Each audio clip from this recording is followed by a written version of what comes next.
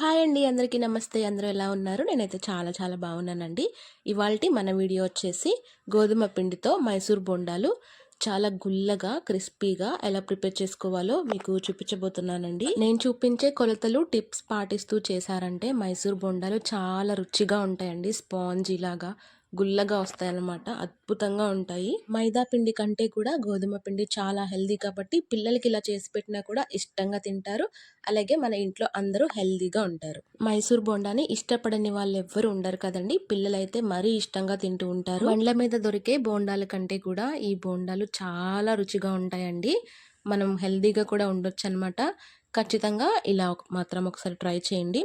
అలాగే మన ఛానల్ని ఫస్ట్ టైం ఎవరైనా చూస్తుంటే కనుక సబ్స్క్రైబ్ చేయడం మాత్రం అస్సలు మర్చిపోకండి. మరి మాత్రం లేట్ చేయకుండా ఎంతో రుచిగా, స్పాంజీగా, టేస్టీగా ఉండే మైసూర్ బోండాలు ఇంట్లోనే హెల్తీగా ఎలా ప్రిపేర్ చేసుకోవాలో ప్రాసెస్ చూసేద్దాం. ముందుగా దీనికోసం నేను 1 కప్పు పుల్లటి పెరుగు తీసుకున్నానండి. మరీ పుల్లటి పెరుగు కాకుండా కొంచెం పులిసిన పెరుగు అయితే రుచి బాగుంటుంది. ఇందులోకి రుచికి సరిపడా ఉప్పు వేసుకోవాలి.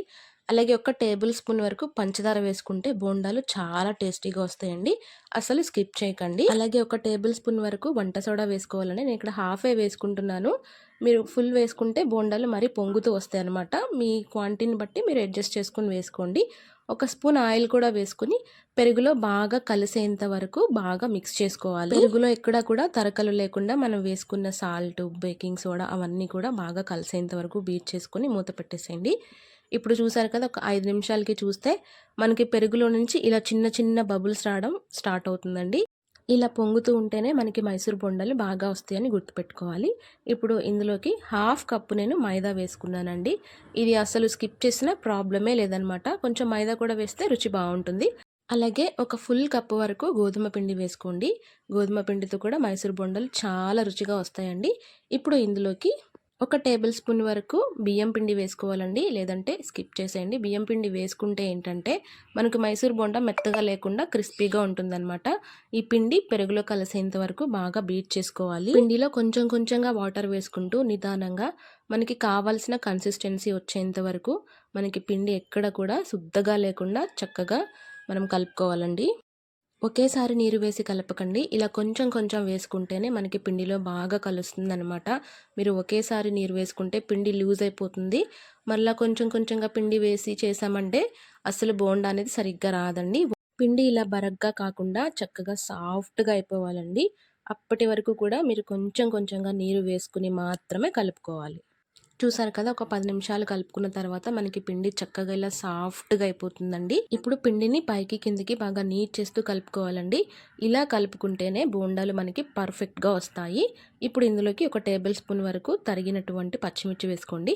1 టేబుల్ స్పూన్ జీలకర్ర కూడా వేసుకొని పిండిలో ఇవన్నీ బాగా కలిసేంత వరకు మిక్స్ చేసుకోవాలి. చూడండి, పిండి మరి జారుగా లేకుండా అలానే గట్టిగా లేకుండా ఇలా సెమీ సాఫ్ట్గా ఉంటేనే మనకి బోండాలు పర్ఫెక్ట్గా వచ్చేస్తాయండి. మీరు ఏ షేప్లో వేసినా కూడా చక్కగా మనకి బోండా వచ్చేస్తుంది అనమాట. ఇప్పుడు పిండిని ఏమాత్రం కదపకుండా మూత పెట్టేసి టైం ఉంటే ఒక అరగంట పాటు నానపెట్టుకోండి. ఇంకా గంట పాటు నానపెట్టుకుంటే చాలా బాగుంటాయి అనమాట. ఇప్పుడు చీని తడి చేసుకొని కొంచెం కొంచెంగా తీసుకొని ఆయిల్లోకి వేసేయండి. నేను ఇక్కడ ముందుగానే కడాయిలో ఆయిల్ వేసుకుని వేడి చేసి పెట్టుకున్నానండి. ఫ్లేమ్ అనేది మీడియం కంటే కాస్త ఎక్కువ పెట్టుకొని కొంచెం కొంచెంగా తీసుకుని బోండాలు వేసేసుకోవాలి. ఇప్పుడు ఆయిల్ వేడెక్కిందో లేదో ఒక చిన్న ముద్దని వేసుకుంటే మనకి అది చక్కగా పొంగి పైకి వచ్చేస్తుందండి.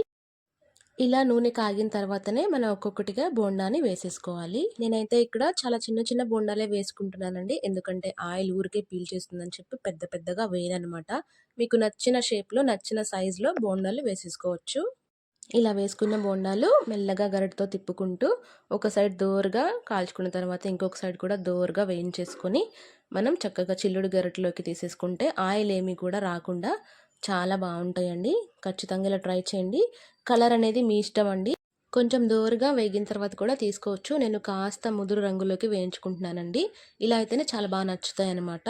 ఖచ్చితంగా రెసిపీని మీరు ట్రై చేయండి. అలాగే మరిన్ని వంటల కోసం మన ఛానల్ని సబ్స్క్రైబ్ చేసుకోవడం మాత్రం అస్సలు మర్చిపోకండి.